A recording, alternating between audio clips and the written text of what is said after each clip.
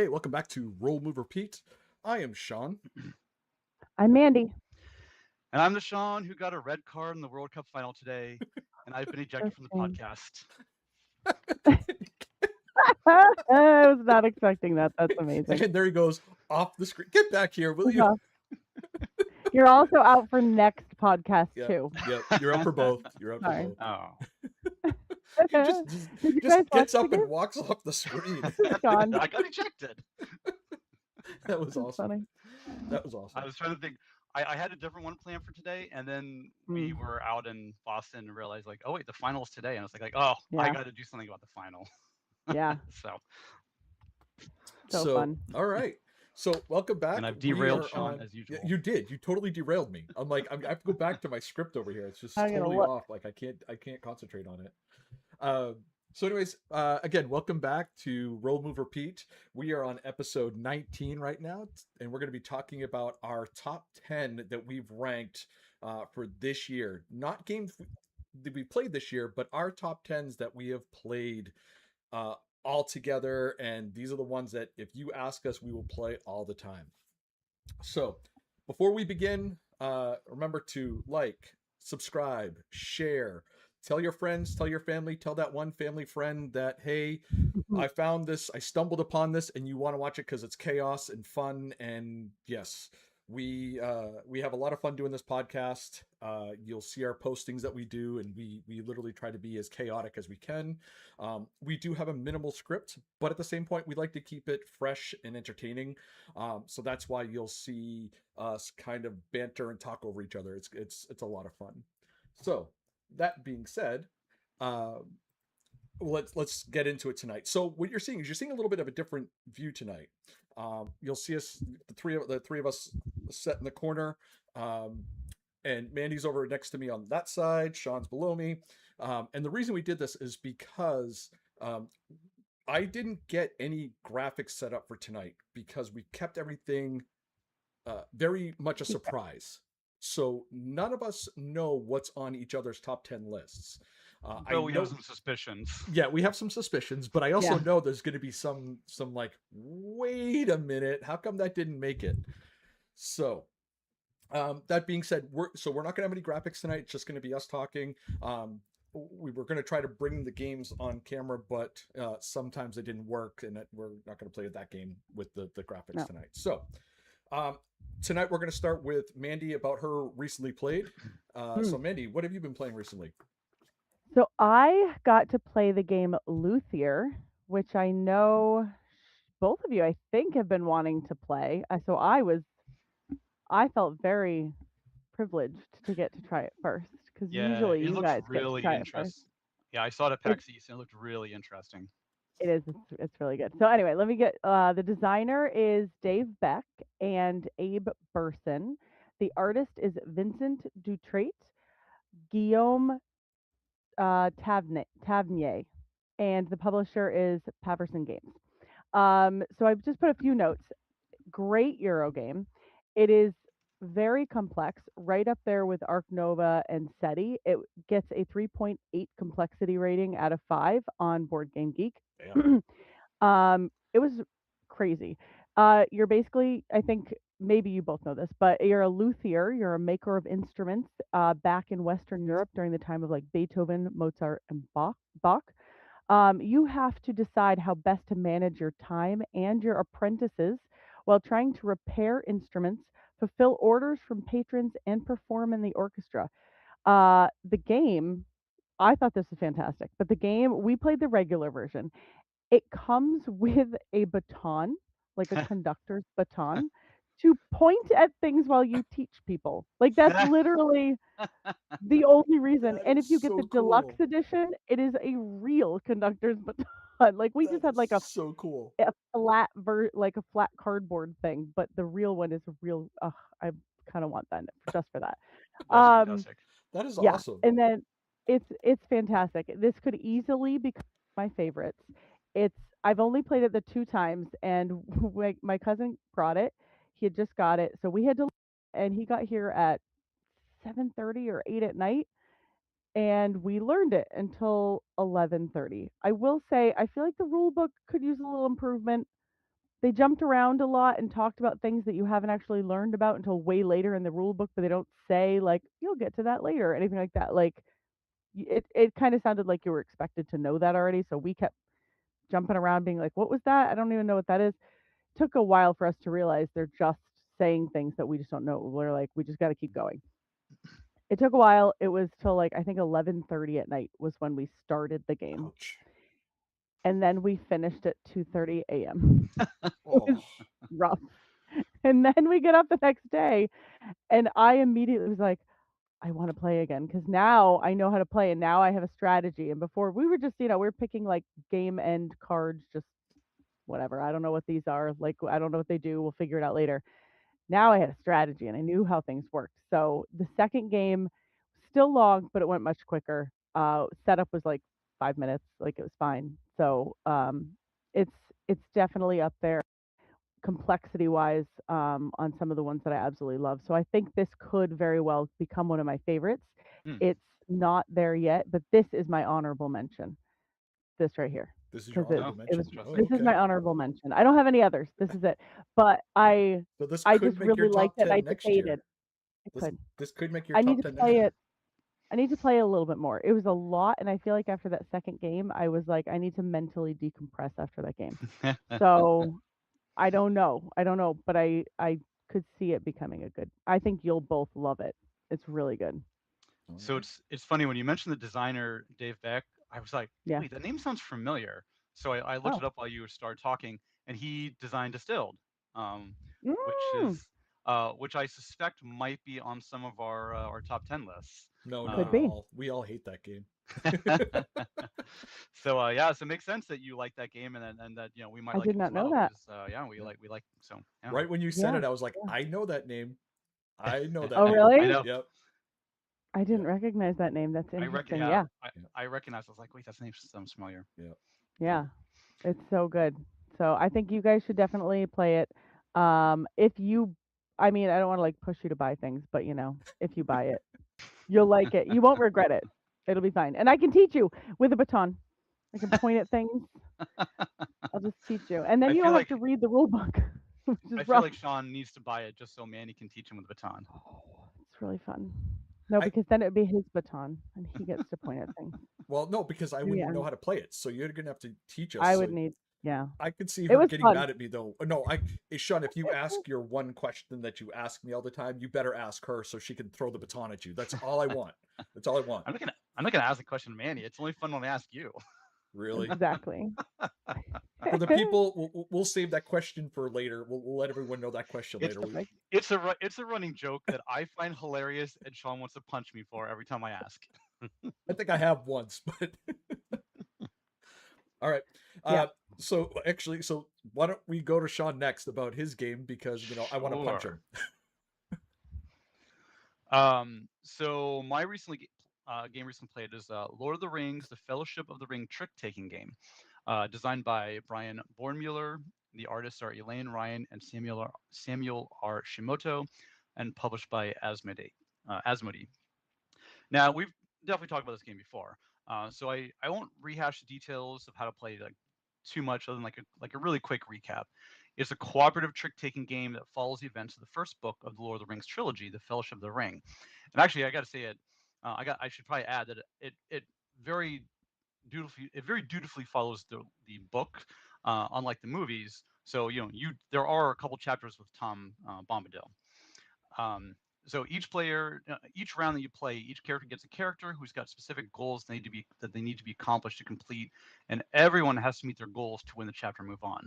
These goals vary from winning a specific card or a specific number of tricks, or maybe not winning any tricks at all. So my wife and I played this game this past week with my sister and my brother-in-law, and we got really far into the game. We actually made it to chapter 15 before we just kind of ran out of time, and we were leaving. There's 18 chapters total, and so I had never gotten past I think like chapter 8 or 9 before, and so my experience up to that point. uh, Sorry, my computer all of a sudden switched to dark mode. I was like, wait, did I just get locked out? So terrible timing for Microsoft Word switching from light to dark. Where was I? Uh, so it's like the early chapters are short. you basically just play one round. Everybody needs to meet their goals, and if you win, you get to move on. But as you get into like especially get into part two, you start having what they refer to as long chapters, where there's usually multiple characters that you have that all have to meet a goal. So you have to play that round a couple times, and you basically once you complete a character, you can set to the side so you can set others. And then chapter 14, which is the whole like the mines of blanking on the name. When they're going through the mines with the Balrog in the book, there's actually multiple goals. Each like you had like there was not even just characters, but there was multiple goals. So we ended up having to play like four games just to win. Not to mention all the times we lost, we had to repeat it. I just had to say like it is so clever how in this game how each chapter has new and fresh challenges. You'd think that it would start to feel repetitious, but the characters that get swapped in and out make each chapter feel like a different challenge. Plus, some chapters have unique goals you have to complete in addition to completing the other characters' goals. We definitely did not get bored playing. We really wanted to complete the game. We really wanted to beat it, and just unfortunately, we ran out of time. My sister, when we left, my sister was looking for a copy to buy. She said, "My boys love the Lord of the Rings. We're absolutely going to buy this game." She really liked it a lot. Um, I do have to say though, chapter 12 is brutal. We must have failed it 10 times before we finally gave up. And then the next day we're like, all right, if we don't beat it, we're just gonna absolutely cheat to win. There is no room for error. You pretty much have to have a perfect it feels like you have to have a perfect shuffle and play perfect hands to win it. It's so tough. We did legitimately win our first try the next morning with minimal cheating. You're not. There's not supposed to be any. There's not supposed to be any table talk while you play your hands. But by that point, we didn't care. We're like, Yeah. whatever. I got this card. I'm playing it. I'm done. So, it is a great game. And I'm really like I own the second one, the Two Towers trick taking game, and I'm really looking forward to playing that one now. And the presumably the third one, Return of the King, should be coming out this year. Um, so it's a great game. We had so much fun playing it. I really like it a lot. It is unlike a lot of other cooperative games, like we've kind of talked about before, like Lost on was it Forbidden Island. Once I beat that, I was like, okay, I feel like I don't need to play this game anymore. I feel like this is a cooperative game that I'm going to be willing to come back to. So just so well done. Very cool. Mhm. Yeah, Yeah. I heard a rumor that it will be at PAX Unplugged, so there might be a pin or two, maybe. You might have So to I'll be chase. buying like 5 copies of it. You know, I could see you give coming them over. out as Christmas gifts. Sean, you need to buy the game. Sean, you Go need to buy buy the it. game. And just give me the pins. You just buy the Just give me game. the You'll pin. have fun with the game. Yeah. Just give me the pins. It'll be fine. It'll be fine. Sean will be chasing the pins, and I'll be That's right. buying the game for the pins. Yep. And then I'll be like, Merry Christmas. I mean, I do. I mean, I had to confess, like I originally bought the game just for the pin. I was like, tricking the game, whatever. But now I'm legitimately It's glad I really got it because it is a fun game. it's a good game. Yeah. Yeah. It's very fun. Where did we play this at PAX? Did we play this We back in played the it at hotel my room? house. At your house. That's where it was. I remember Yeah. playing Yeah. it. Yeah. And I I remember playing it. yeah we tried it at PAX Unplugged. We played we tried out the Two Towers at PAX Unplugged Mhm. last year Yep. because it had just come out, Right. and that's where Ed and I both said, wow, we were just getting this for the pin, but the game is actually pretty It's fun too. actually good. Yeah. So yeah, so I think Sean, you played it at Mandy's house. Mandy's. Yep. And that was And my I had first. Go ahead, Mandy. I was gonna say I have Two Towers because Ed bought it for the pin and he think about it extra, so he put it in a Yankee swap and I won it. Which I'm perfectly happy with. It's a great game. So Yeah, and you don't awesome. need to I mean, you don't have to have played the first one to play the second one. I mean, it's No. yeah. That was Yeah. basically my first. So I played one other trick taking game, which I had no clue what was going on. But then that was my first introduction to a trick taking game with you guys. Like I've never played spades or hearts or whatever else that was out there. I've never done any of those. Which is Just wild to me because I feel like It is everybody's played crazy. hearts or yeah, yeah. I mean, it was like I mean, gosh, it was Yeah. like on if you had Windows, you had hearts on it. So yeah, back in Right. like I 90s, never 98. I So never played it. yeah. And so that was my Yeah. first. That was my first jump into trick taking games, and Are you addicted now? I like them. I like them. They're not my favorite. Like they're not my like. Hey, let's go play this. Like I have to play it all the time, but I will play it. Yeah. Like if someone's like, hey, let's play the Two Towers. Let's play whatever. I'll gladly sit down and play it because I've had a lot of fun with that one. Yeah. I forget who I was at one point, but I had a lot of fun playing that game, and I want to get Yeah. farther into it. I want to see how it progresses. Yeah, So Yeah. it jumps around. So whenever whenever you shuffle, whenever you deal, whoever gets the one ring card is yep, automatically Frodo. So I like how that it kind of forces people to kind of change up their characters, and you oftentimes, depending on your hand, because you get to choose your characters after you see your hand. A lot of times, be like, oh, I have a bunch of forests. Maybe I will play like Legolas, or I have a bunch of like high cards and mountains, so I'll play Gimli or something. So yeah. yeah, a lot of picking the characters very often depends on your hand, so it moves around a lot. The Yeah. so just to let you know for both of you because you have the games, um, at the Boston Fan Expo, they're having pretty Mm. much Sean Astin, Elijah Wood, Gimli, I can't think of his name right now, and the other two, Pippin, is all going to be there. We So you need might to. want to take your games and have them sign it. Yeah. Just saying. That's really good. That's a really good idea. Yeah. Right? Yeah. Except I have to pay to get in, and I don't. I don't want to do that. Like And I think it's the like rest of it, I could just be like, I think they also with when, that you also have to sign like you have to Oh pay to yeah, have them sign something. the totally. autographs are like they're crazy Yeah. expensive. But Yeah. It yeah, would be cool though. I was looking at it and I was like, oh, I wonder how that would go like for you guys. So oh well. All I'll right. look at it. We're gonna jump over to my recently played here. And I talked about this a little bit and I played it again. It's Disney's Haunted Mansion, The Call of the Spirits. This is put out by Mm. Prospero Hall and Funko Games is the publisher. It is a really fun game, and I think I've mentioned this before, but my family we play this game a lot. It's one of our games that we play at the campground. It's one of those. It's pretty easy to play. It's real. It's let me say it this way. It's simple to play.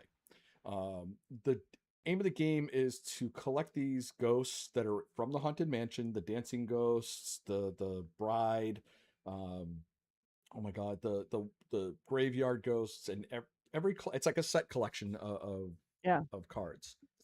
And the fun thing is that there's the hitchhiking ghosts that go around the table, that go around from different room to different room, and you're in the endless hallway. Um, and as you go into the different rooms, you're set collecting these ghosts. If the hitchhiking ghosts go through you, you collect this thing called a haunt, which is a little card about yay big, and it's got a number on it. At the end of the game, you add up how many points you have on that haunt. Then what happens is that whoever has the most number loses their highest set of cards. Then you add up all the points, and whoever has the most points wins. I will tell you. So Sean, Ben, and I, we had our camping weekend, and this is one of the games we played to kind of fill some time at the end of the night because it was only like 9 o'clock, 10 o'clock. We're like, let's play something simple. So we brought this out. My family plays it completely wrong. My family goes, so my family will play and they're like, oh, I got like 4 haunts. I got to get rid of some. No, Sean and I were going to see, like, we were going to town on each other, trying to get each other to get haunts. We were moving the ghosts and screwing each other. Mhm. It was hilarious. Like we had like I don't know about Sean. I can't say Sean. I don't want to speak for Sean, but I had a blast. Like again, my family plays. I don't know what it is. We play kind of not sweet on each other, but we kind of Mm. play like, oh, like I have a, I don't want to collect so many haunts.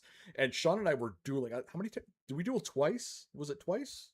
I think yeah, 2 or 3 times, something like that. And so like when you duel, like he wants a card that I have, or I want a card that he has. So you take these little cards, like these little spinner things, and you say how many haunts are willing to take in order to get that card. I think we were both putting like 2 or 3 at the time because we're not letting the other person get the card. It was hilarious. I had a blast playing it.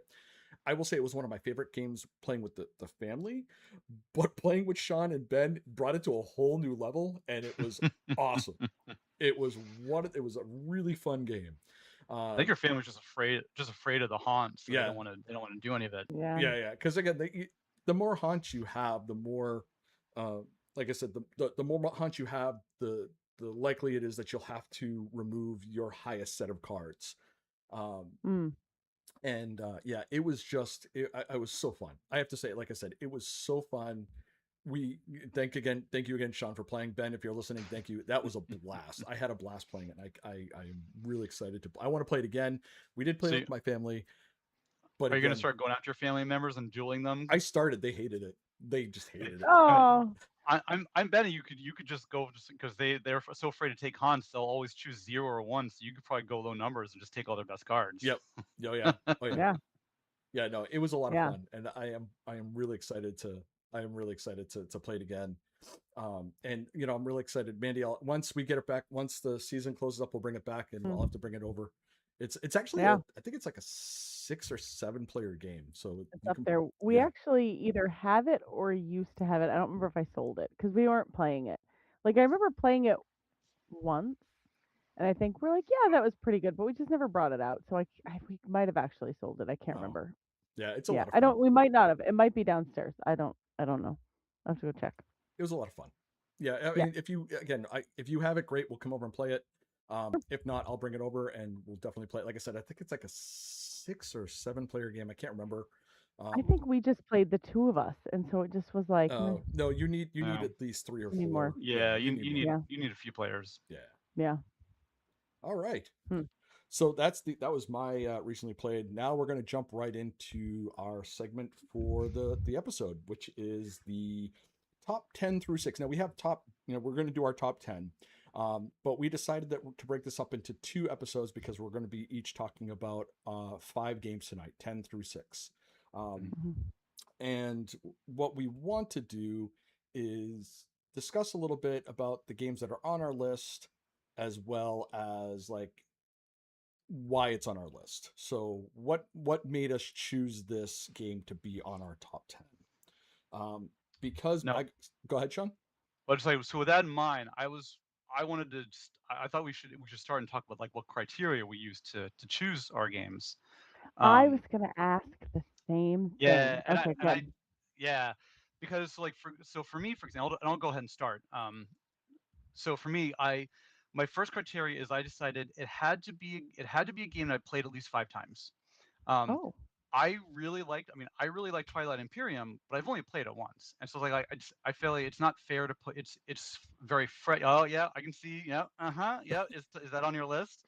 Just Maybe. cross it off right now. So I just felt that recency bias is a thing, and I didn't want to throw off a game that I generally really like just because like some new shiny game that I've only played once is kind of fresh in my mind. So mm, I said okay, I have to a game I have to have played at least 5 times. And from that point, once I had that kind of list, I'd probably end up with like a list of like 14 or 15 games that like I legitimately was thinking about it. Then I kind of went through and was like okay, if somebody said this, if somebody said like, hey, let's play this game, how excited am I to play that game? That's kind of how I shaped my eventual top 10. So Sean's over there interesting. typing Alrighty. furiously. Uh, So that's how I came to my list. I was kind of curious what Okay. you guys did to yours. It sounds like Sean just like whatever game he played most recently was his number one. Is that no, that is not. That is No, not it. no. That is not it. All right, so I'm gonna jump into. Sean just looked around his room and was like, oh, what's on my shelf? Oh, number 2. So no, so the criteria that I chose for me was a game that if you mentioned it to me, I'd be like, ooh, bring it to the table now. Like I really would like to play this game. There might be a game I've only played once that I started going down a rabbit hole with. But most of my games I've played at least a half a dozen to a dozen times. And some of them, actually, I think there's another one on there that I've only played like 4 times, but it was one that again I really like. I want to play it all the time. It's just harder to get to the table, so yeah. Was it Shifting Stones? No, that didn't even come close to the top 10. I'm just telling you right now. That was. I mean, you've definitely played that one a few dozen times. Yeah, a few dozen, if that. the one, and that's another problem too with these games, is that you have a game that you might like, but like for me, like Shifting Stones, I kind of like it, but my family loves it and we play it Yeah. all the time. So Too it's much. not something like Yeah. that's Yeah. that was my, I guess my bias was that I don't want to have something that we play all the time that I'm sick of. Like I want to Yeah. play something that's new or something that I Yeah. really want to get to the table. Like I really hope to get to the table. I want to play it. It's really fun. Mhm. It doesn't have, and it's some of my, like I've heard some other podcasts where they talk about it's like, oh, well, I didn't include anything that's like a 5 or 10 minute game because it's not fair to compare it to something that's a 2 or 3 hour game. I have them all over Mhm. the board. I have Mm. Same. things that there might be a game on there that might have taken like almost 8 hours, and there's games that are on here that only take like 20-25 minutes. So Mhm. my criteria was, if I really like it and I want to play it all the time and I want to get it on the table, that's how I started my list. Mm. Mandy, how about you? Mhm. What was your criteria? My criteria, and I gotta say, I put this together yesterday because I forgot until yesterday. But it was I like, almost spit oh my yeah, I drink. gotta do that. I was trying to do a spit I take. That was great. should probably do Not that. in the new basement. I'm not allowed to do spit takes in the new Right. basement. And this is So live, so you I can't just edit it out. Yeah, I can't. yeah. So I just started going through games that I like. There's a few that I'm just like automatically. I know they're on my top. But basically, I was trying to think of games that if somebody said, um, what was I thinking? Like, if do you want to play this game? And it was always a yes, always. Like, there's never, I would never turn that down that game. Like, whatever it is, it's always a yes. So that's where my criteria started, and then I'm like, okay, and I ended up getting like 10. I maybe would have had 11, but it was like, nah, I can pretty much stick with this 10. And I got those 10, but then I didn't know what order to put them in. And so that's when I went to Claude AI and I said, here's my list of games. I need you to ask me which game I'd rather pick. Like, if get I don't remember how I worded it, but like basically give me two games and say which one would you prefer, this one or this one, and then I pick one. It's like, okay, which would you prefer, this one or this one? And I pick one, and it went through all of my games, and then it put it in an order for me, Hmm. and I'm like, yeah, that's a good order actually. It's pretty good. Like I wouldn't change a thing, but it kind of surprised me. So the order surprised me even, Hmm. but So you that's why I basically just didn't know how to put them in order. basically Interesting. did a like my bracket thing for the games just Yeah, using AI. yeah. Hmm. I needed somebody to ask me the questions, and I couldn't ask myself. I don't know. I didn't know how to do it myself, so I was like, I'll just have AI do it for me. So That's yeah, funny. I just My picked them. my top 1 through 6 were really easy. I pretty much knew exactly which games was in what order. My In what order? Yeah, my 7 through 10 were trickier because there's probably about 8 games that I kind of felt more or less the same on, and I was trying to like figure out like Mm, where do I place these? So like my bottom four were actually harder than my top four. So I yeah, yeah. I have to say, so I have 3 games that I really wanted to add to my list. And those are my honorable mentions, which I'll mention because I don't want to give it away now because there's one on there. You guys are going to be like, "You're Mm. wrong." We're going to have fights about it. So is But that going to be after next episode? Like after we yeah, divulge all of them? Okay. no, it'll be right before I say my number one. And I'm not. And the thing is that I'm not going to Okay. discuss them. Like we can have a discussion on why it didn't make it, but I'm not going to be talking about like whatever. Right. But you didn't tell me we could have honorable mentions. This you is could new information. you could have like one or two. But again, honorable One or two. You mentions. have three. Yeah. All right, I'll cut it down to 2. But like I said, there'll be one that you guys will be kind of surprised that's an honorable mention and not in my top Mm. 10. Hmm. Um, Interesting. so Interesting. you'll have to try to guess on which one it is. But I already have the one in my head that I think it might be. oh, okay. So what I I'm want not you to going to do, tell you. what I want you, no, what I Write want it you to down. do, write it down, and then before my honorable mentions, I want you to show me that piece of paper to see if you're right. All right. I'm going to write it in this piece in here. All right. All right. So I think the order tonight will be um, so who well we have so again when we did this podcast when we talked about it we didn't really prep because again we wanted to keep everything really fluid and fun and open. So we can go. Who's going to go first? So I think the order what we'll do, we'll go Sean, Mandy, then me on this Okay. Are episode, we and going? then what's Are that? we gonna do like all of my or all like No, no, all of one No, person's and then all no. Sean will do like 10. You'll all of do our? 10. Yeah. Okay. So Sean will do 10. You'll do 10. I'll do 10. Then Sean will do 9. You do 9. I do 9. All right. I've written down my prediction for next time. Okay. Putting it right there. Sean, do you want to take a prediction as well? I do, but I don't have anything to write on. All right. So so at the end of the episode, before we meet, write it down, and then is it cheating if I choose it after the episode because then I'll have known what at least your bottom 5 Yeah, are? that's true. well, I don't know. True. All right, Sean, lead us off. gonna- What would be your number 10? Oh dang it! I just clicked the wrong thing. Hold on, Outlook is now opening, and I meant to click Technical Outlook and Word. Like difficulties. they changed the icons now. Lately, it looks similar. Hold on. They I have to look wait for exactly the same, right? Oh, Can we just go off on a yeah, tangent about how seriously. they look exactly the Hold on, same let me Yeah, quit they out of do. Outlook. Okay. All right. all let me day bring at up, work? All let me day. bring up Awful. Word. All right. Okay. So you know what? I'll do this. I know what I think it is. I'll just write down later. Okay. So my number 10 is 5 Tribes, the Jinns of Naquala, designed by Days of Wonder. So this is a game that does not get to my table very often, and I don't really know why. I think I bring it places a lot, but I'm always willing to play it. I really like this game a lot. It's a very it kind of follows the mechanics of Makala, where you pick up a bunch of meeples in one thing, and you keep move around the board, placing them, and wherever it ends up, that's where you kind of do something there.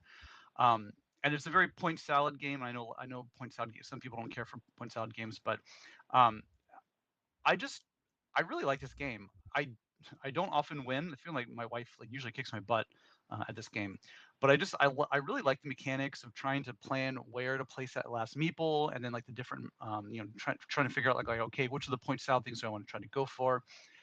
Also, this is the first game I played that had a bidding for the play order, where every round you're bidding to see like how much money do I want to bid to go first, because I want to get something, and sometimes maybe just oh, whatever, I don't care.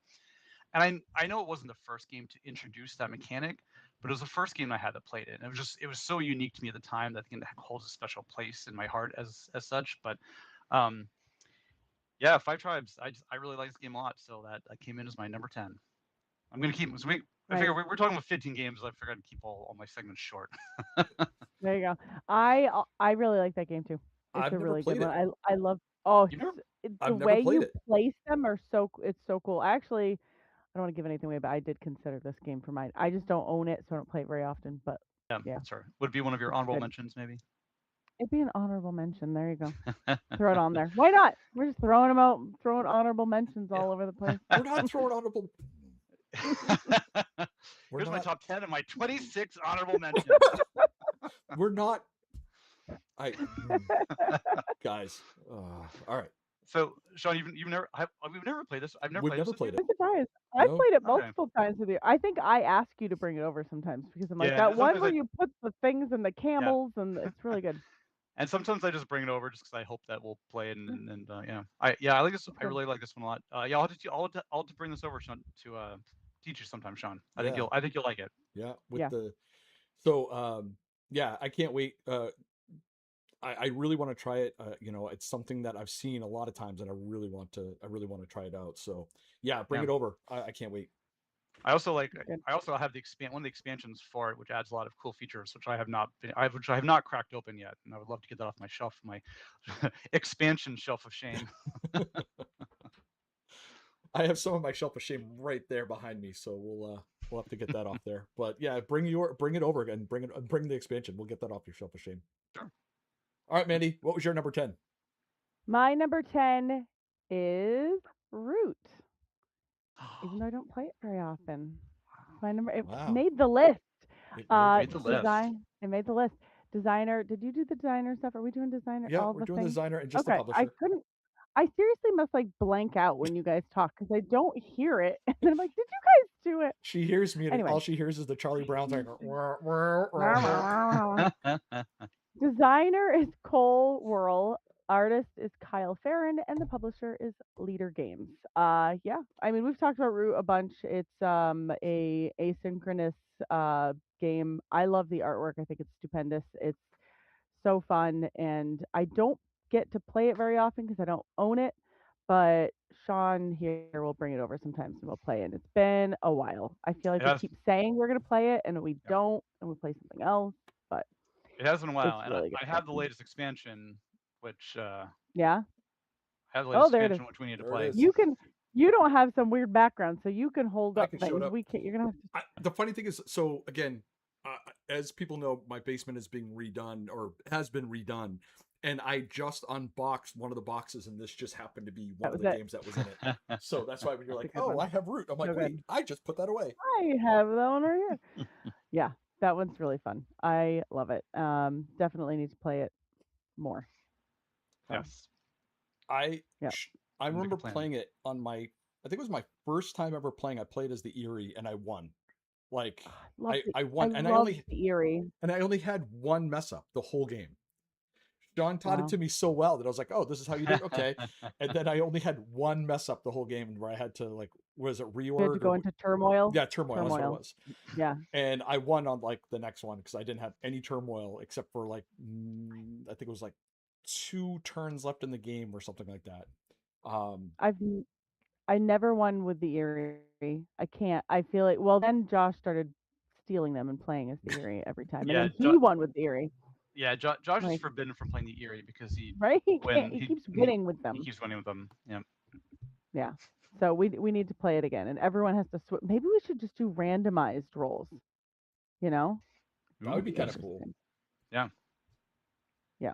Um, All right. yeah, I mean, I, we did a what 5 or 6 player game once, Sean. What was that? 5 player? Yeah.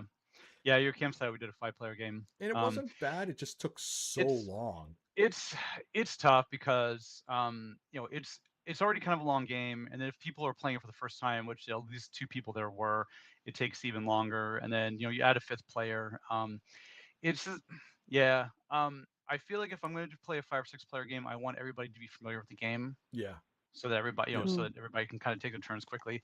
The problem is I feel like I desperately want to win with the River Otters, and I have yet to do so.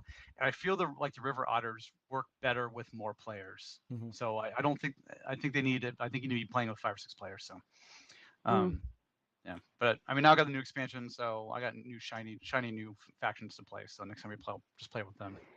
Yeah. Yeah. Forget the heck with the River Otters. They can One day. So I trade like it inside of how the box for a while. this person, Mandy McGee 6511, said we're gonna have 35 more honorable mentions. Stay tuned for 35 more honorable mentions in the chat. I wonder who that is. Some smart person. She sees It's where this is going. not Mandy. Is that what it is? Not Mandy. Oh, man. All right. I had it open. I was watching the chat too, and then apparently my Wi-Fi is being funny, so No, it's it's fine. probably because children are here and children eat up Wi-Fi. They do Ah, indeed. dang They do. children. Yeah. Dang So I'm children. waiting for them to go to bed, and then maybe I'll look at the chat again. All right. Jumping to my number 10 is Distilled. It's put out by Dave Ooh, Beck, which we discussed, and we Paverson did. Games. Distilled, I really like this game. We played it on um, we played it on Board Game Arena. Say it. No, I will not say it. We played it on Board Game Arena, and I forgot how much I really like this game. Allison really likes this game too. Actually, she mentioned it the other day. She's like, I really want to play Distilled. And I said, once it comes back Yeah. Yeah. back, we'll have it in. Yeah. Now it's somewhere in a box here, so I'll pull it out, and on the new board game table that we have, we'll break it out and we'll play it. Yeah. I really enjoyed this game. I really like the fact that there are many different recipes that you can do, and then like so there's like recipe A, recipe B, recipe C. So Yeah. you have multiple, it can play multiple different times and have different Yeah. outcomes. And the also I think with the one I got had one of the expansions in it, so I had Ooh, the extra people in it too. So nice. I have the different recipes for the different people that we have. So it's a lot of fun. Yeah. Would I say so? Again, this was one that I had difficulty because I wanted it to be higher, but the problem is that I don't play it all that much. And the other problem that I have is that depending on who you play with, it can go a little bit longer. And when it goes a little longer, it kind of gets a little tedious. Mm. But that being said, when you play with Mandy plays, Sean plays, and and when Allison plays and Christina, Josh play. When we let me say it again. When we all play together, it goes pretty quick, and there's not that slow. So I'm always down to play. When you're teaching someone new and they're learning it, it can kind of get a little tedious, A little but sluggish. a little sluggish. That's what Yeah. I should say. Sluggish. Yeah. I should say Yeah. tedious, sluggish. Yeah. But I really, really enjoy the game, and I'm really, really, really looking forward to the cocktails expansion that's coming. And I think it's coming in the next couple months. So once that hits my table, once it gets here, we're gonna get it out, and we'll have. Yeah. And did you get it, Mandy? The expansion? No. No. Sean, did No. you get it? No, I haven't gotten it yet. All right. Is it out? No, it's coming out. It should be. It was on Kickstarter. Yeah. It should be hitting soon. I Okay. have to check because I just got a thing about it a couple days ago, or maybe about a week ago, about like one of their updates. So it should be coming out soon. So I'm pretty excited for it. But Maybe yeah, that's what I'll get with my Battleground Games your credit. credits. Yeah. Yeah. Mm-hmm. Yeah. Good one. I knew this was gonna be on your list. I'm surprised that this is low. I'm surprised it's number 10. I kind of thought it'd be higher on your list. Like I said, I battled it. I did my list. I originally had the top 20 because I was and then whittled it down. Mm. And this on my top 20, it started at 15 and I got it to 10 after I didn't ask Chat GPT or any AI thing. I just kept saying again, what I was saying is that which one of these would I rather play? And I crossed out Yeah. the ones that I'm just like, well, I really like this game, but there's something about it that I like this one better. So sometimes it was just the feel of it. You're Yeah. like, I like that one a lot, but I'm surprised like this one I'd pick. Mhm. Yeah. And there's Yeah. going to be a couple that came up here, and it's just because I like the way they play, and it's also my memories of the game are so much more fun or better than I've had, so it made it a little bit higher on my list. And definitely you'll see the next one that's coming up. But why don't we go backwards now? So I'll go 9, Mandy goes 9, and then Sean, you go 9, and then we'll just go back like a snake draft. We'll do snake draft. Snake draft. Okay. Catan style. Catan style. That's right. All right. So Ooh, my number 9. Catan on anyone? Catan. I don't think Catan made it to my list. I don't know. No, I don't know. Interesting. The problem is Catan would have easily made it on my list like 20 years ago. Yeah. When I was Easily, hands down. easily, but it's been a long time. Yeah. I wish we had made lists that we thought your lists were going to be. That would be kind of fun. You know what I mean? We should have done that. That would have been a lot of work, but still.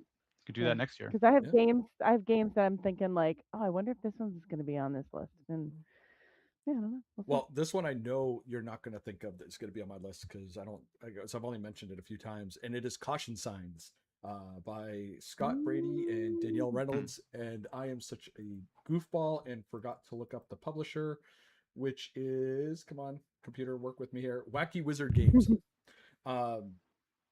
I have a blast with this game. Sean, you've played it with me at PAX Unplugged. It was a PAX Unplugged.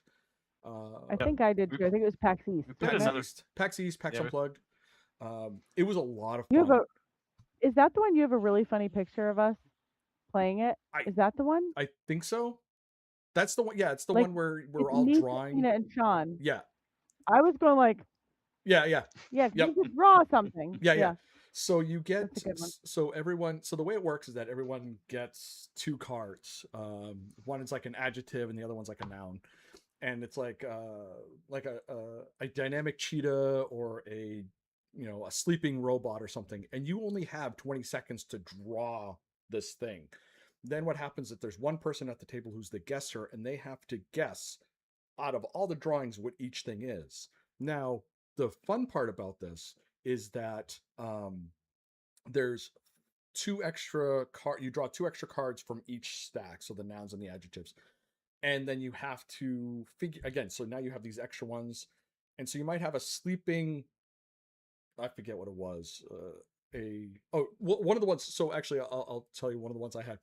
Which this is my claim to fame because Scott Brady and Danielle, who I'm Facebook friends with, I put a squashing elephant or something like that, and I drew an elephant with a person underneath it being squashed. Um, and so it was kind of funny, and they were like, "Oh, we love that. That's kind of funny." So like but like you have to guess what it is. So it's a really, really fun game. The great thing about it is Danielle Reynolds and I have been talking. She's coming out. They're coming out with like a sister game, which is basically a standalone expansion of the next Caution Signs, and we love it as a family. Like Jazzy will Mm. play it. We play it all, and we have a blast. This is why it's my number 9 because it's one that you could play so many different people and have so much fun with it. It says it's up to 8, but you can do 9, you can do 10, you can do as long as you have whiteboards and enough cards, you can play as many people. We have a Yeah. blast with this, and this is my number 9 because again, the amount of fun we have with this game is just great. Yeah. Yeah, I want to play it again. That was really good when we played Yeah. at PAX. Yeah, it's definitely fun to play. Yeah. I don't think I put any. I just double check my my list. I didn't put any party games on my list. Mm. But yeah, this is a fun one. Yeah. Yeah. A couple Um, times we played, it was fun. I think this is my only party game I put on here. So like that's the only party game that made it. So Mm. all right, Mandy, over to you now.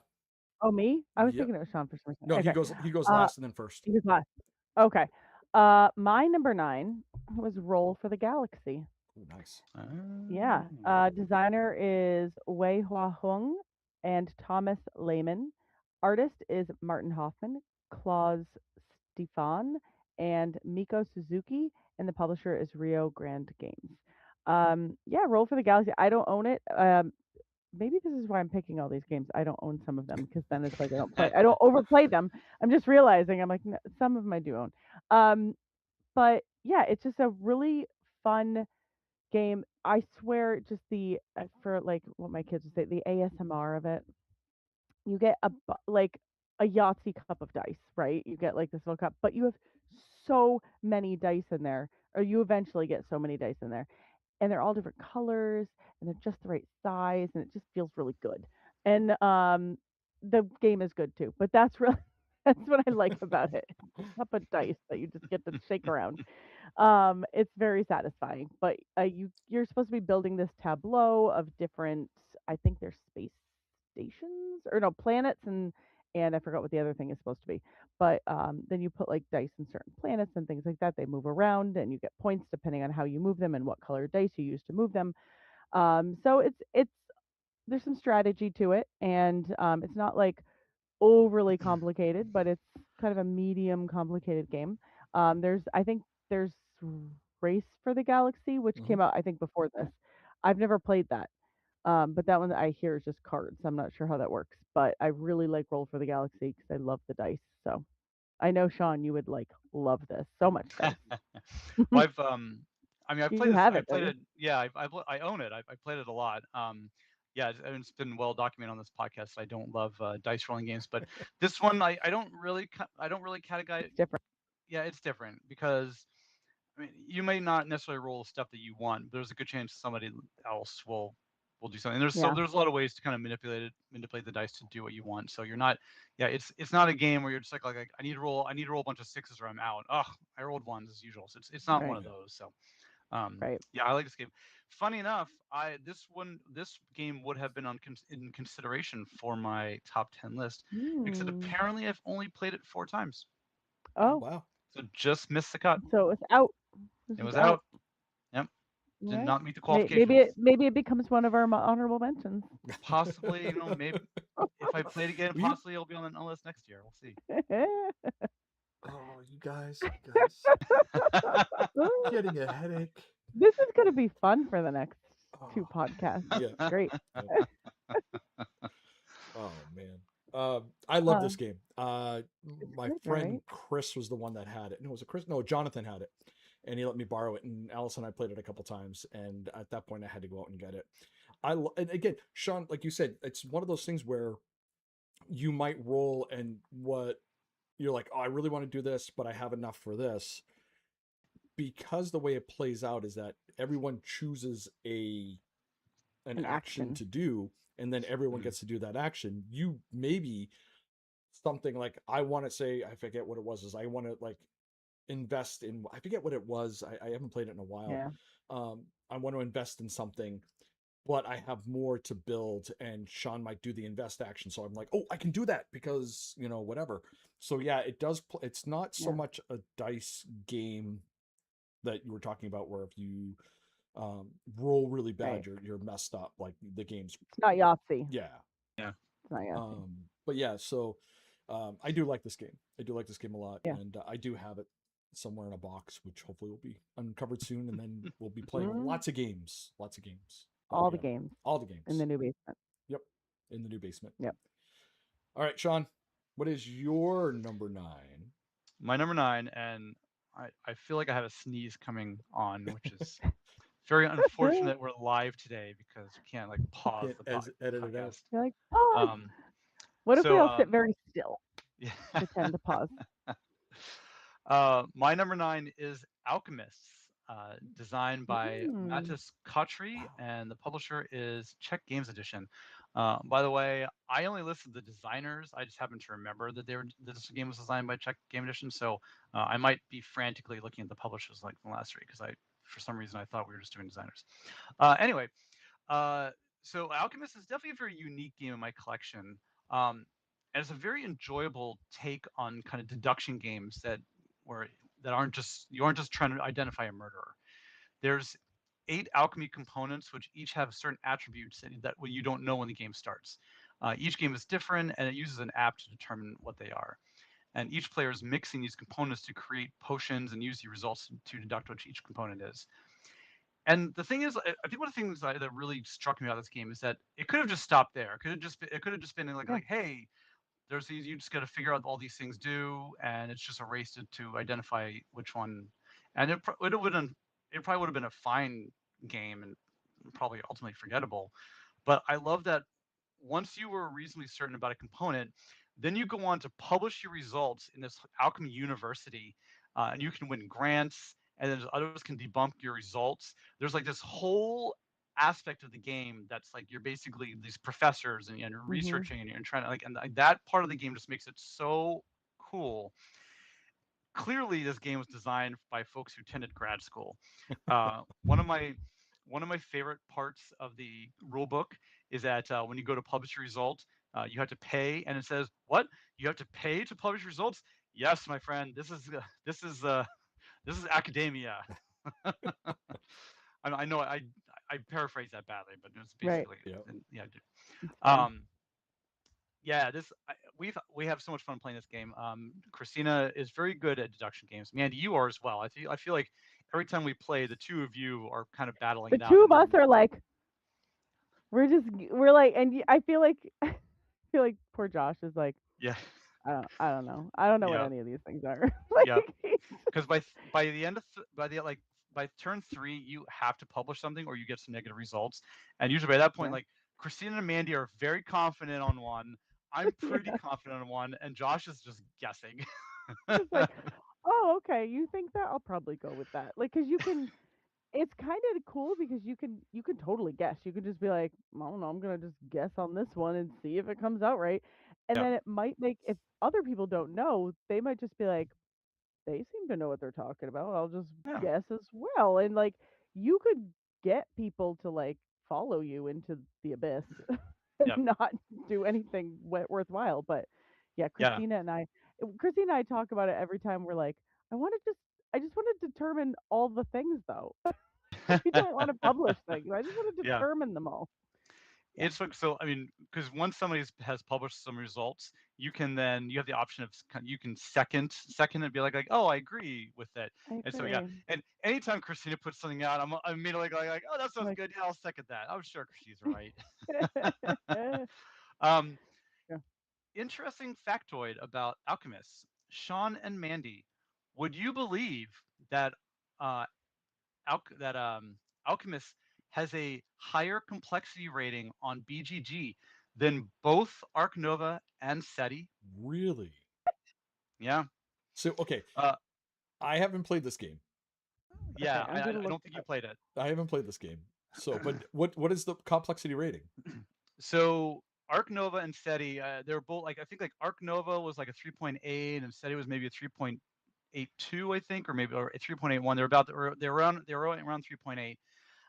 And this game, Alchemist, is a 3.92.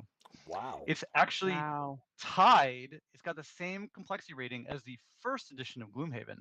The second edition of Gloomhaven has a slightly lower complexity because they kind of streamlined some rules. But yeah, it's basically tied with Gloomhaven, the first Wow. edition. That's crazy. Mandy's looking it up to see if I'm right.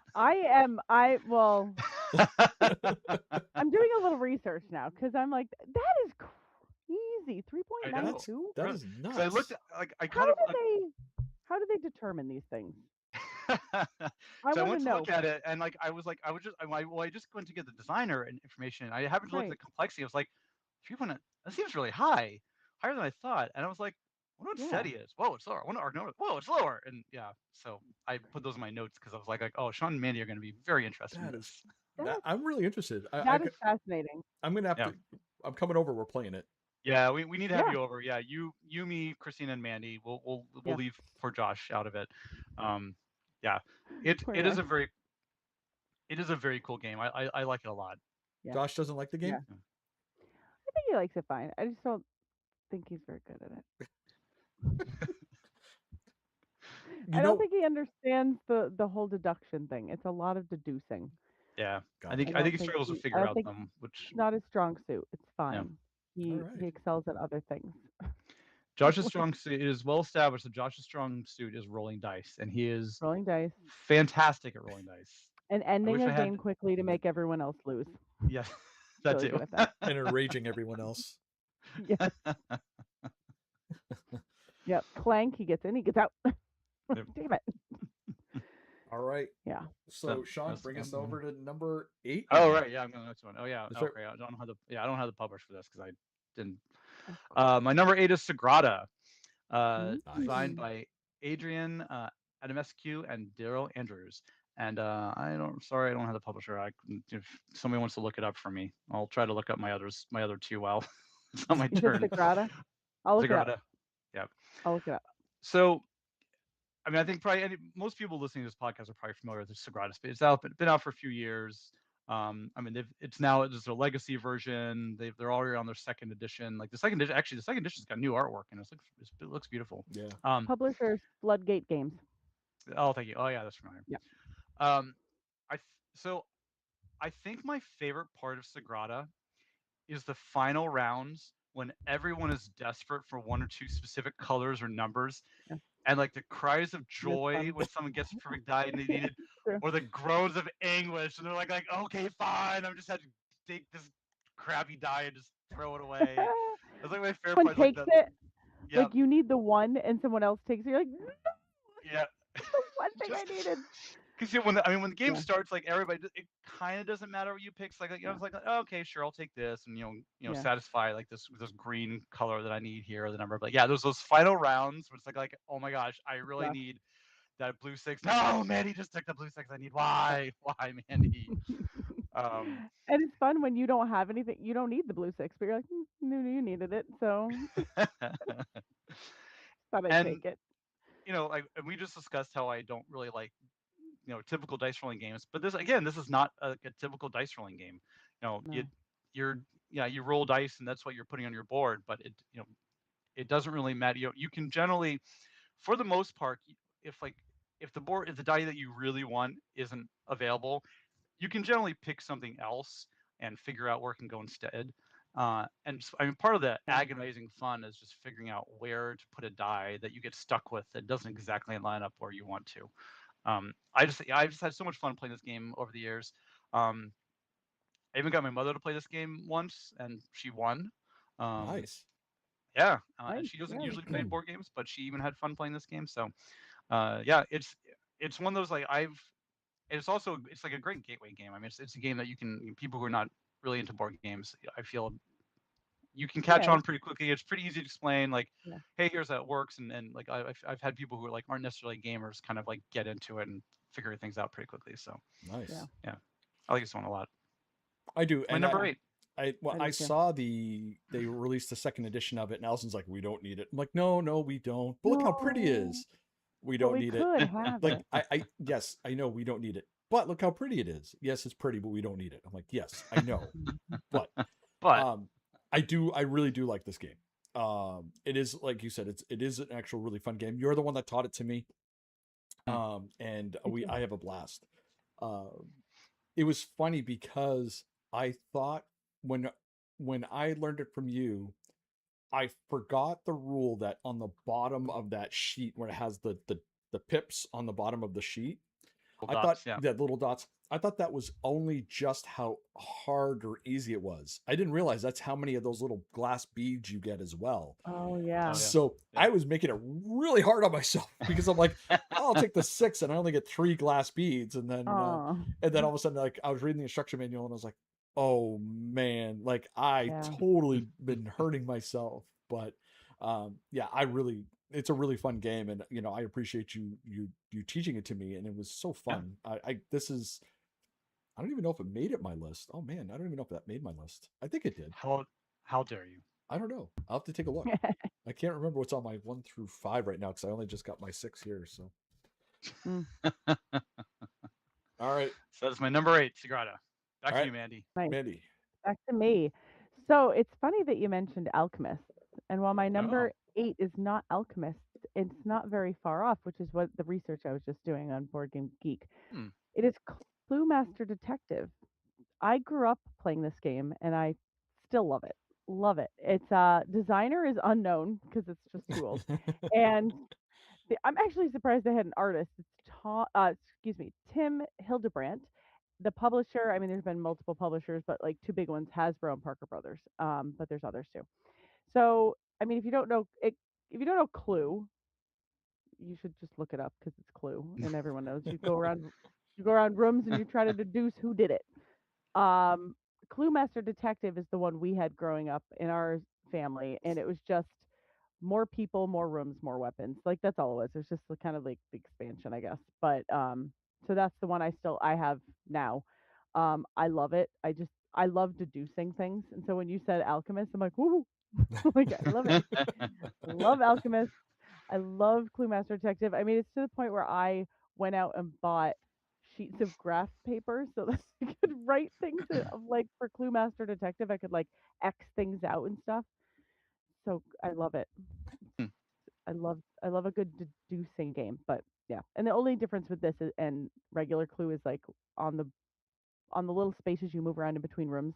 Sometimes you're going to build a magnifying glass that if you land on, you get to peek at somebody's card. Hmm. That makes it a little bit faster, but Mm. nothing crazy. The new Clue these days, we got a new version that somebody gifted us. So we played that instead of Clue Master Detective one time. And they have all these other cards that are, I think there's like a whole deck where if you land on something, you get to pick a card and it tells you what to do. It'll be like, sneak a peek at someone's card or do, Yeah. I don't know. There's Yeah. different things. I'm like, this is weird. Like it's not your traditional Clue anymore. Hmm. So, We Interesting. are slowly culling our collection of Clue. We had mm, 9 different things of Clue. Oh dang, gosh. We had that's a lot. we have the Master Detective, we have the base one, we have the Mhm. newer one. We actually just got rid of the VCR one, Clue VCR. Is that where you put a tape in Yeah, you to the put a tape VCR? in, Wow. you watch a thing, and then you try to figure out, and it gives you like clues, like who does blah blah blah blah blah, and you're like trying to write down like what's happening, and it says, and then and the funny thing was that on the VCR, it, now here we go, kids. Here's Grandpa talking right now. Yeah. People watching this podcast. What's a VCR? VCR. Right? Um, but on the thing on the VCR itself, it had like how far you've watched, so like an hour, 2 hours, whatever, similar to like what you see on YouTube, like when you're watching it. Yeah. And it would say rewind to, and you'd have a card that said rewind to this timestamp and look who's doing what. So you'd have a clue to figure out. So you're like, oh, it's blah blah blah. It was Hmm. really How really could you cool. ever do that? How could you rewind to a timestamp on a VCR? Because again, the timestamp would, again, as you fast forward and rewound, it had a timestamp on it.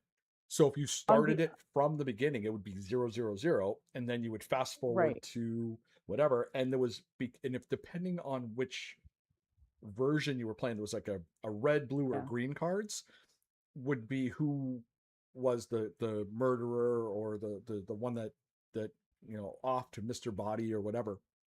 Yeah. So it was a lot of fun. I remember that one because that one there, it took a lot of brain powers, a lot of deduction. We Mm. had the electronic one. We had the clue, the spies, clue spy one, where you would text a number and it would give you a clue Oh, and stuff. Yeah, I tried doing that the other day and it doesn't work. it doesn't So, work anymore? yeah, they've shut that server off. But Yeah. and That's and interesting. I mentioned this before, that I proposed to Allison over a game of Clue. So Oh, that's nice. yep. So I that did not is realize that. yep. And it's not on my top. It's not on my top 10 through 6. Just saying. Mm. That's too Uh, bad. so yeah, Good game. I like the game. All right, we're Yeah. gonna jump over to my Fun. number 8, which is Endeavor Deep Sea. Carl Really? DeVisser, yeah, Carl DeVisser, I Jared didn't realize you Gray liked it are that the much. creators, and Burnt Island Games is the publisher. Um, like I said, this is another one that I've played 4 times.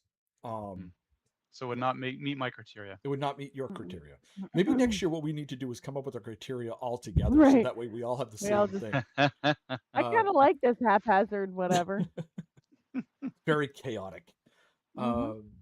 But yeah, I really enjoy this game. The fact that you can replay it so many times, because there's different, I think it's 8 different scenarios or 9 different scenarios, including the tutorial one, the 0 scenario, is really fun. And the fact that you're hiring different people that do different things on your sub, you can sail or move, swim, use your uh, what is it, submarine to go down to a different level. You're exploring the sea, and you have the sea turtles, you have the dolphins, you have all these different things you can do. You can publish your own, papers and stuff like that. Except you don't have to pay for it. Well, you do actually have to You pay don't for have it, to pay. but Oh, no, you see, don't have to pay money. You back just to got to game, pay yeah. research points or something like that. So, Yeah. it's such a fun game. Ben was the one that taught it to us last year during our camping trip, and I immediately ran out and got it because it was so fun. It's a 5-player game. I don't. When we played it, the 3 of us, it wasn't. It took a long time, but again, we were learning it, Mm. and I'm trying to think. Like, we were just learning. I think that was the longest part. Other than that, like, you literally had your plans mapped out. Like, I'm going to do this. I'm going to do that. So, it was really fun. Uh, I like the fact that how you can gain points by doing research, exploring the sea, moving to different areas. So it helped move the game along. It wasn't just like, well, I need to Mm. move here and then spend XYZ to get another movement point. I can do this because I moved to this area, so now I get to add these to my tracks. So it's such a fun game. I really enjoy this game, and I really appreciate that Ben taught it to us. So that is my number 8. Nice. I've only played it the one time last year. That's it? I thought you played it. Yeah, so No. Wow. no, I've only played it the one time. And I remember liking it.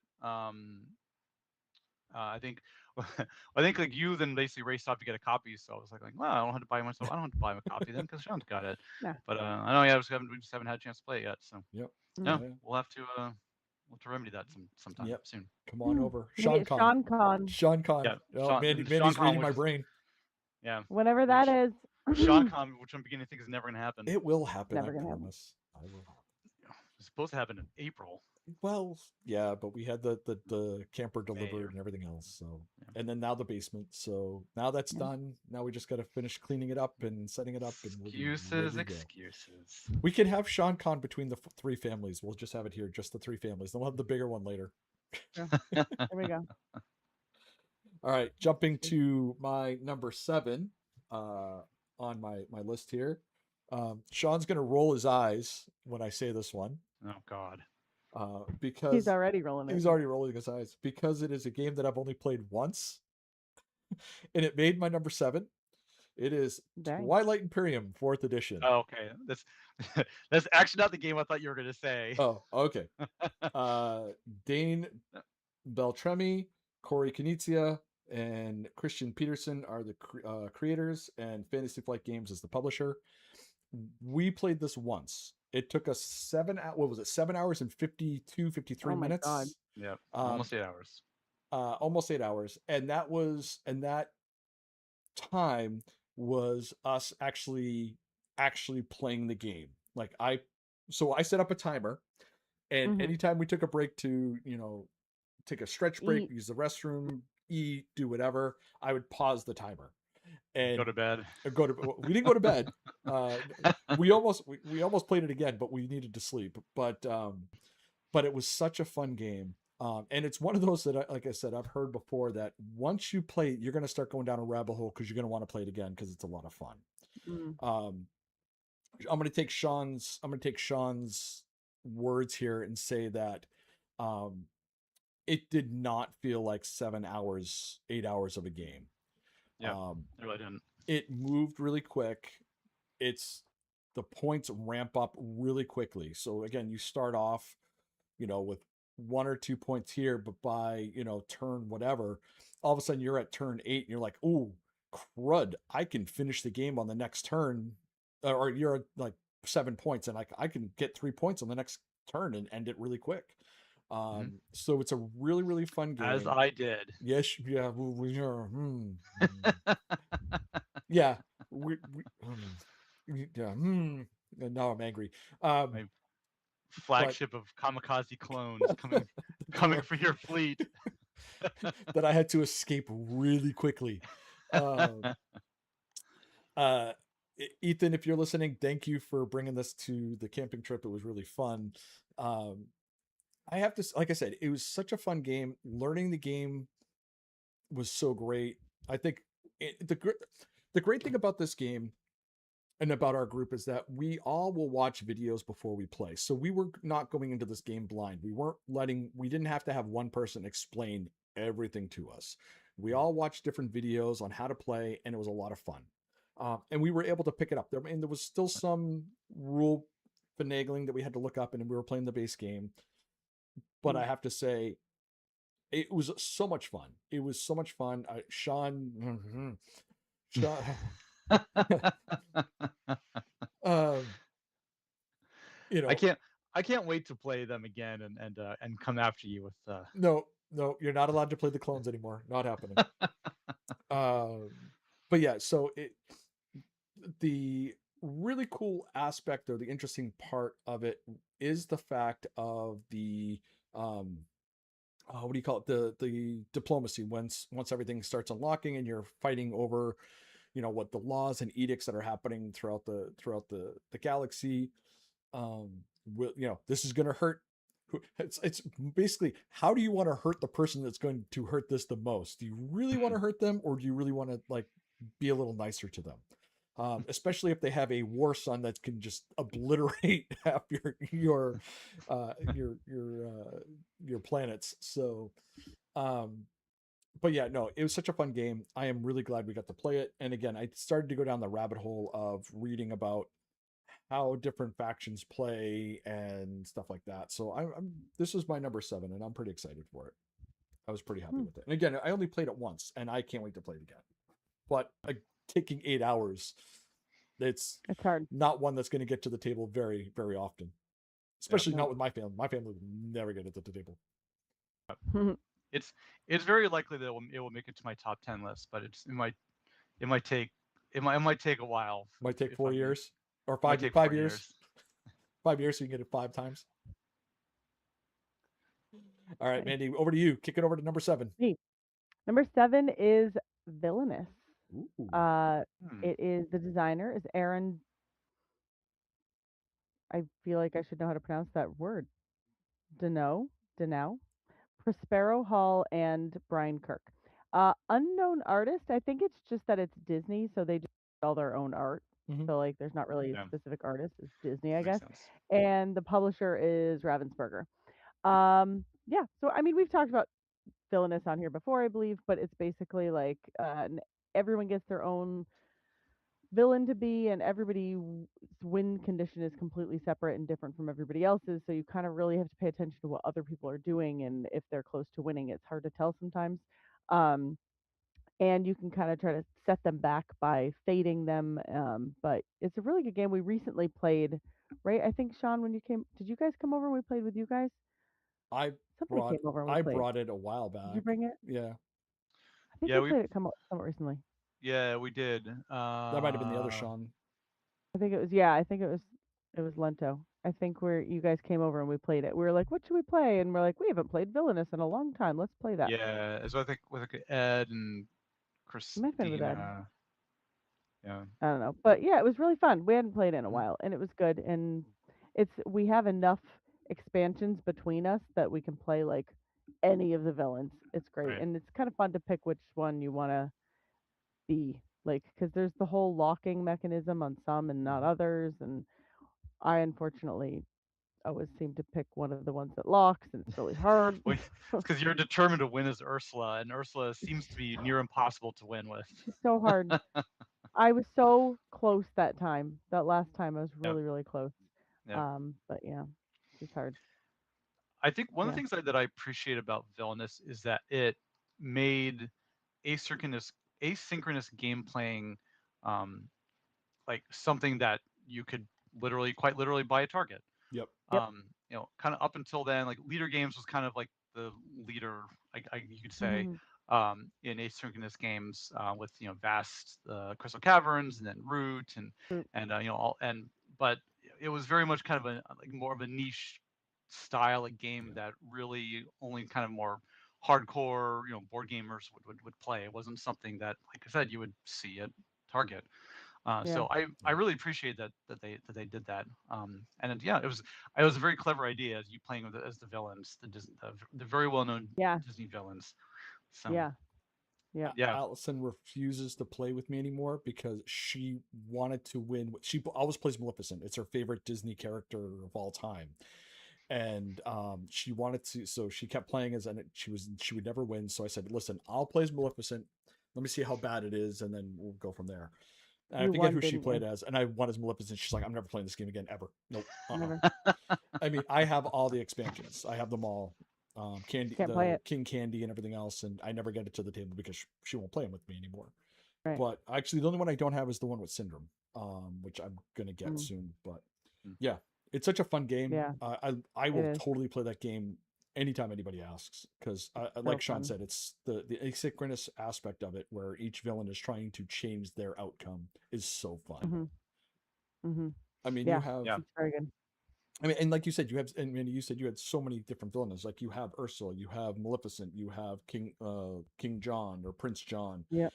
Hook, Queen of Hearts, Hades. Oh my There's ones God, I've never heard of. yeah, I don't even know who they are. Ratigan, Yep. King Candy. I can't remember the other ones. And then you get into the Avengers because they have the Yep, they have Avengers ones the as villain, well, they have and the Marvel Star villains. Wars, I Star think too, Wars. right? Yep, there's Yeah, a Star Wars. Yeah. I I don't have have those ones. I have the first. I have the first Marvel Villainous. I don't have any of the Okay. expansions of that one, or I don't Yeah. have the Star Wars one either. Mm. But yeah. So it's such a fun game. That's It a is. great game. I don't know Very if it's on fun. my. I don't think it's on my list for top 10 though. No. Just an honorable mention, I guess. Okay. Will you stop with the honorable mentions? Oh, it's not stopping. That's gonna keep We going. gotta we I need love to get this. to at least 35. You guys Oh, are you guys are doing this to make my blood pressure rise. I can just see it. You guys. I'm not letting you guys talk about the podcast without me there. Not happening. Because you guys do this to get me all riled up. I know This you. was unplanned. This was just This is all spontaneous. this is very spontaneous, and this Yeah. had to do with you having too many honorable mentions. I have two. That's because you just brought it down I from think you. 3. Yeah, it was originally 3. It was 3, but you said all to get. Let's do a top 10. Oh, my I'm headache gonna is have getting 3. worse. I'm gonna have a top 13. And then you're like, oh, the No, we're text not doing going a back and top forth 13. were pretty funny. My But you, headache. Sean, will you just go with your number 7, please? Please. Just 7. bring it to the end. Just get my pain over with. Should I do my 7 or should I do some of my honorable mentions first? I think you should throw some honorable mentions in there. Quit. Yeah. I'm stopping the thing now. I give up. I give up. All right. My number 7 is Charterstone. Wow. Ooh. Designed by Jamie Stegmaier and produced Mhm. by Stonemaier Games. Now, Charterstone can be tough to get to the table because it's ideally you're playing with 6 people, and it's a Mhm. legacy campaign, so everybody has to be committed to meeting up regularly to play. But I mean, that being said, first and foremost, it's one of the very few 6-player games that is excellent for 6 players. There's not a Mhm. lot of very good 6-player games out there. But turns move really quickly. There's a really good amount of player interaction. There's several different ways to score points, so it's not like everybody's going for the same thing. There's different ways to plan the strategy for your turn, and because it's a campaign, there's a lot of planning ahead. So maybe some of the plans that you're working on are like, okay, I'm doing this not necessarily for this game, but I'm doing this for down the road. And there's interesting Right. things that got unlocked that get unlocked as is common with legacy games. There's a few twists and turns. The storyline isn't super deep, but that's fine. This is I've kind of in the middle of my third time playing this, so it's a great game for a group of friends. Everybody gets to plans like once a month or something like that. Everybody gets together, you know, lots of drinks and snacks and play through the game and a lot of laughter and Mhm. yeah, I've had a lot of fun playing this game. I keep enjoying it even on my third playthrough. My first doesn't really count because you only got halfway through, but basically Mhm. effectively my third playthrough. It's just a lot of fun. So yeah, I felt that I had to put this on my list at number 7. Nice. This Well, is a really good game. seeing as it's only your third playthrough, how did that make 5 games? Because you haven't played the whole game 5 times. Just saying. I'm just saying. Because yes, I've only played the This is only my third time playing the campaign, but the actual game itself, I've played like almost 20. Like, yeah, a lot. Yeah. We're the great thing is that the 3 of us with our significant others, we're in our in a campaign right now, which we're trying to get. We haven't Mhm. been able to plan because we each go away on the weekends and stuff, but Yeah. Yeah, which we will, haven't gotten Right. very far. yeah. But so you guys played your first playthrough together, correct? Or your first full playthrough, I'm gonna say it that way, together, Yeah, Well, first, yes. correct? Yeah. yeah, Well, yeah, yeah. And then yeah, I played with another Chris, group. yeah, Christine and I Yeah. started with another group, but we only got about halfway through, and then it stopped Fizzled. for various reasons. Yep. So yeah, we played our first full playthrough with Mandy and some other friends of ours, Kevin and Yep. Denise. Yep. I have Yep. to say, so I've already played it. You guys have already played it. We kind of know some of the things Yeah. that are happening, but I've seen some other cards that have come out that I didn't Mhm. see the first time I played it. Hmm. So the playthrough again, everyone's like, "Oh, you've already played it. You've already seen it. Like you already know what's going to happen." Like there are certain things, and again, I don't want to talk about too much because again, it's a Yeah. legacy game. So there are things that happen that you guys have said that never happened in my first game, and there are things that are happening in this game that Mm. didn't happen in my game as well. Hmm. Um, and so I'm really digging it because again, there are some things I'm just like, oh, that's new. We didn't unlock that Yeah. last time. And Right. oh, we're using this card now. We're using this box now. Or so it's a really really fun game. Hmm. And the Yeah. group that we have is really good because we keep it moving. We talk. There are some little arguments about who's putting what person where and blocking who this person and that and getting extra points. Mm. Um, but I have to say overall in general, like I really enjoy this game. I It probably should have made my top 10 because again how much I like it. I didn't add any legacy games to mine, but it would, Mm. if I thought about it more, I probably would have added this to my top 10. Honorable Same. And I mentions. did no, consider don't it. even I We'll knew it just was throw it coming. under the honorable I mention. knew it was coming. I knew it. I shouldn't have said Actually, anything. so but actually, so we don't. Seriously, it's interesting that you said.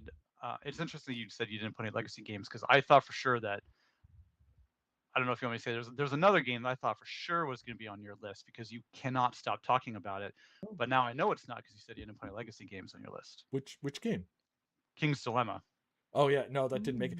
I I wanted thought to for add. sure that'd be on the list because you cannot stop talking about how much you I love that really game. want to play it. That's the problem. Is like I really want to play it, but again, I haven't played it all the way through, so I can't add it to my list because again, I don't know how it ends or anything else.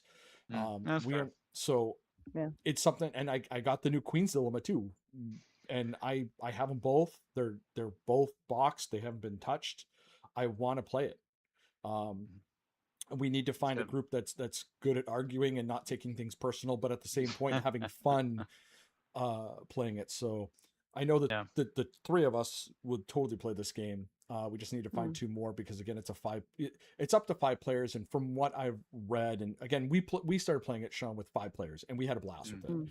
Yep. You can play with at least 3, but I've heard that it's so much better when you play with the full max 5 players. So Yeah. but yeah, no, that didn't make my top 10 because again, I hadn't finished it, so I Mm.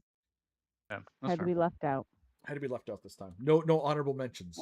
Not even an honorable mention. Not even you guys. Oh A my god, dishonorable mention. my headache. By the time I get off this, my head's gonna just explode. That's the point, really. All right, Sean, number Cool. 6. You're finish us up. Number 6. Oh, that's right. We're doing it for I forgot about We're that. going backwards. We're going Yeah. backwards now. So my number 6 has already been mentioned by someone Ooh, what else was it? on their list. Is this the first? This is This the might be first the repeat? first. Yeah, I This think might be, so. might be the first duplicate. Do you guys want to take any guesses? I'm gonna say it's distilled. That is correct. Ding ding Yes. ding ding ding. Mm. I My win. number 6 is Distilled, designed by Dave Beck and published by Peverson Games. Yeah, this game is great. Just strategizing what goals to go for, choosing which spirits you want to make, trying to grab the best equipment for your strategy. And I like that there's a little bit of a push your luck element just to make you sweat a little bit, but Mm-hmm. it's not all push your luck, because Mhm. Yeah. I'm not a huge fan of like games that are just all Completely. about push your luck. Yeah. Yeah, I mean, Sean's already talked about it a lot. It was I remember when you got it because I think you had kickstarted and just like hey, I got this game Distilled, and Yeah. I remember you teaching. I was like, this is super fun. I really like this game a lot. In fact, the only reason that we didn't get a copy of it for so long is because you had a copy and then Mandy got a copy, and I did. then my sister got a copy. So like, well, everybody, we have everybody that we could play Everybody. with, we can play with. But Yeah. we eventually did buy our own copy, mostly because my sister, who lives very far away, we sometimes play games virtually. So we're always trying to find games that we both own that we can play that doesn't have a lot of One that you can, board. yeah, like there's a lot Yeah. of you. So and the nice thing about Distilled is that there's so one person and kind of like will deal out the equipment, the other side just make sure that way that they have the same stuff out, and then there's not a lot of like hidden cards or too much of that. So Mm. it's pretty easy to play. It was pretty easy for us to play virtually with each of us having a copy. So Yep. Yeah. yeah, I like this game a lot. Um, So the story behind my copy wasn't a Kickstarter. I bought it at PAX East. Allison, that was the oh, year Allison came with me, and she's like, "Oh, look at this game!" And it was Distilled, and I was like, "You're making beer. Like, what's the big deal about it?" I'm making And beer, you making know, spirits. well, again, I didn't know at the time, and she's like, "No, no." So I looked at it and I was like, "Oh, this actually does sound pretty fun." And then I was talking to Devin, who's been on our podcast, and he was telling me a little bit more about it. It's like, oh, you're distilling spirits, and you're trying to get points and be the best distillery around. And I was like, oh, that sounds really cool. I'm not a big drinker, but this sounds really fun. So, and I bought it, and then we bought it. I tried it with Allison. I watched the videos, and I brought it to your house, and we played it Did we play it at your house or I know or my house or wherever? We played it I somewhere, don't remember. and we had a blast with it. And then like I said, then I know I brought it to Mandy's, and taught Mhm. them, and then that you went out and got your copy. So it's one of those games that it's so fun. Even if you like it two play, you can play two players. You can play, Mm, Yeah, you can play yeah. 3, 4, fine. whatever. Um, but it's such a fun game. And yeah, again, it was my top 10. I was trying to get it down the list. Um, I think looking at a few things right now, and after the way I feel about it, I probably would have knocked it down a couple more. Um, Mm. but yeah, Knocked it down as Like in like off the higher, list, no, or like made it high, made it higher on my list. made it higher. Yeah, okay, like maybe number 6. maybe number 6. All right, Mandy. So my Oh, go number ahead, 6 is Sean. Distilled. Your number 6 is So distilled. All right, go to Mandy now. Mandy's number 6. My number 6 is Clank, designed by Paul Denon. Artist is Rafe Beisner, Paul Ramos, Nate Storm, and the publisher's Direwolf. So again, one of the games we've talked about a million times. It is not a cooperative. It is deck building, but not cooperative. It is deck building. You're a guy trying to get down into caves. I guess the caves have a big dragon down there. You don't want to make too much noise. You don't want to clank around, if you will. If you do that, you could get damaged or hurt by the dragon, and if you are hurt too much and you're still underground, you can't even count your points. You get nothing. If you get at least above a certain line, you're basically looking for like a artifact, and if you get that artifact, you can try to get out. But if everyone else is like left behind, the dragon starts attacking more and more, and so yeah, it's I like it. It's a really neat game. I feel like they did a really good job at incorporating the deck building into it and having a board game. It's not just deck building. I know it's not Lento's one of his absolute favorites because of the deck building aspect, do you know? but Unfortunately, I have not played Clank enough times for it to qualify for my mm, list. So sadly, darn, sa- darn. tragic. Maybe Yeah, maybe next year, Clank. Maybe next maybe, year. maybe we'll have to just force you to play at least 5 times this year so you can get it up there. But Sure. I love it. I mean, we play it. We actually need to teach our nephew because we're pretty sure he would love it too. It's a really good game. It's one of our go-tos. So I Yeah. yeah, Not even, I once you see the Clank, I was like, oh yeah, that makes sense. It would be on your list. yeah. I fully expect your 1 through 5 to be all Red Raven games. Oh, we'll see. oh, We'll see. I know we're gonna get a thing from his lawyer saying we're not allowed to talk about him anymore on our No more. podcast. No more, not allowed. Um, this that game there, I learned that at Night Moves with Riker. That was one of the first games when we Mm, were younger, and Riker's like, "Oh, I really like this game," so we went out and got it, and it was really fun to mm, play. And I think I want to say Riker was like 8 or 9 at the time. So it's like he caught on really quick, and it was a lot of fun. yeah, So yeah. yeah, that's It's not such a terribly difficult game no, once you catch, yeah. once you know what you're doing. Once you know what's happening, yeah. Yeah, yeah. All right. So I'm looking at the list right now. So far, there's only been 2 games that I haven't played. Oh, I I don't thought have you said repeats. We've only no, had one repeat, I think. no. We only had one repeat, and so far, but again, there's only been 2 games that I have not played on the list. Both Um, mine, right? both yours, yeah. But I don't Mm, think I've those. My last game, my number 6. I don't think I've ever played with either one of you. Is Dice Settlers. It's put out That's true. I've by seen it. NSKN Games. It's created by Dave Tursey. It's a bag building pseudo 4X game, and the reason I say pseudo 4X is because you're exploring and putting tiles down, and as you're exploring tiles, you're building little settlements on it.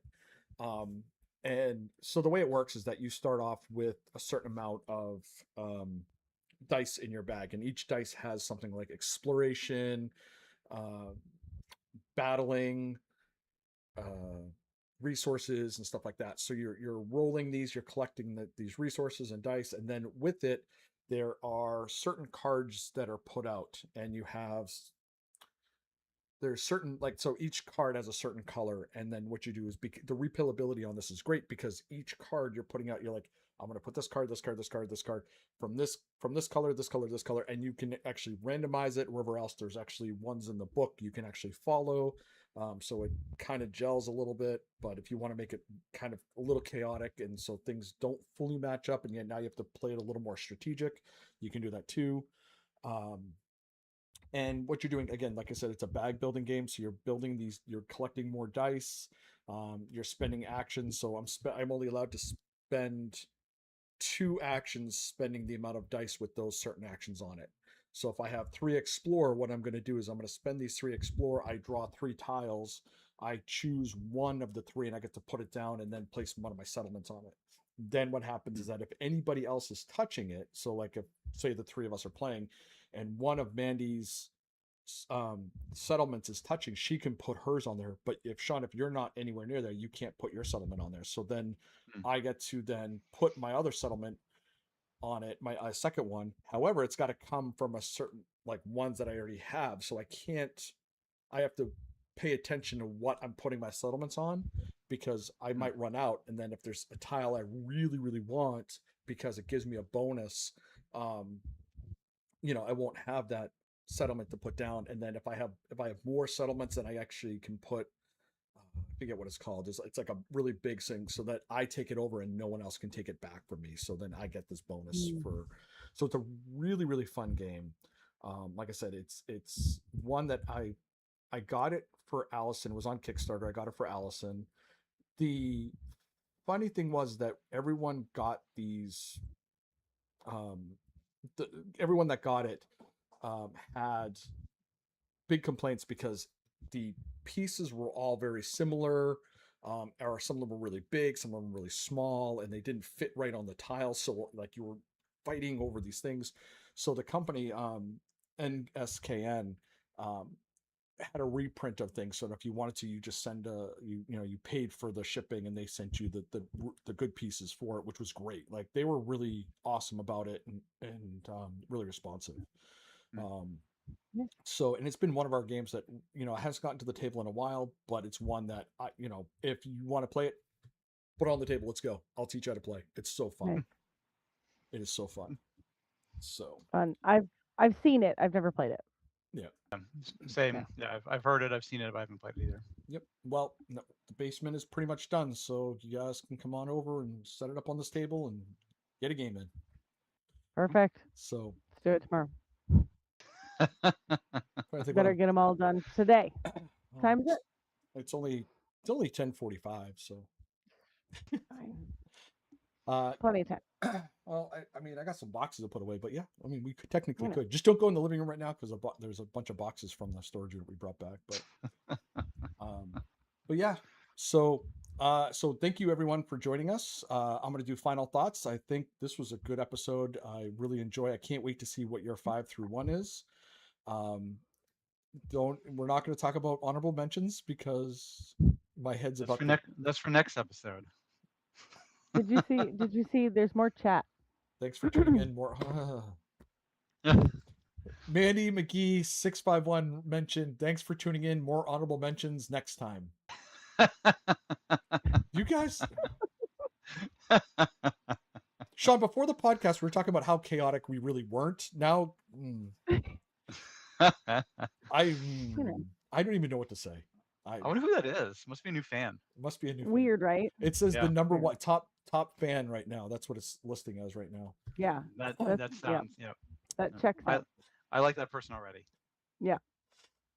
Nice name too. Nice name. Nice name. All right, everyone. Thank you again for joining us. Please like, subscribe, and share with all your friends. We'll be back again in 2 weeks for our final 5 through 1 with honorable mentions, I guess. Yeah. Throw them all in there. We should have just an episode of like top 10 honorable mentions. These are on no list. I'm just gonna read off the entire list of games I've ever played in my board game stats. All like 130 of however many there are. Honorable mention number 112. I only played this once. I don't actually remember it, but it must have been good enough for me to play. Remind me again why I invited you guys to do this with me. I don't remember knew. it being You in there to knew pick what on you me were the whole getting time. into. I You don't. knew. I don't remember it being supposed to be pick on Sean the whole time. But anyways, I mean, that just seemed obvious. yes, I guess. All right. And we're really hoping on the next episode we will have a big surprise. We're not going to tell you what it is because we're hoping it's going to happen. However, so yeah, fingers crossed. But again, like, subscribe, share. We can't wait to see you again. If you're joining us after the live here, put in the comments about what your top 10 or what your top 10 through 6 is. We want to hear what you think. Also, I have a personal question because again, my basement is being redone. How do you organize your board game shelves? How would you, because again, I'm trying to figure out now what I need to do. So, and get these boxes all cleared out and set up. So right now there's just a bunch of games on a shelf because I had to empty a box today. So, but yeah, but again, thank you again. Like, subscribe, share. And until next time, may the dice rolls be ever in your favor. Have a good night. Have a good Bye. night. Can we do it?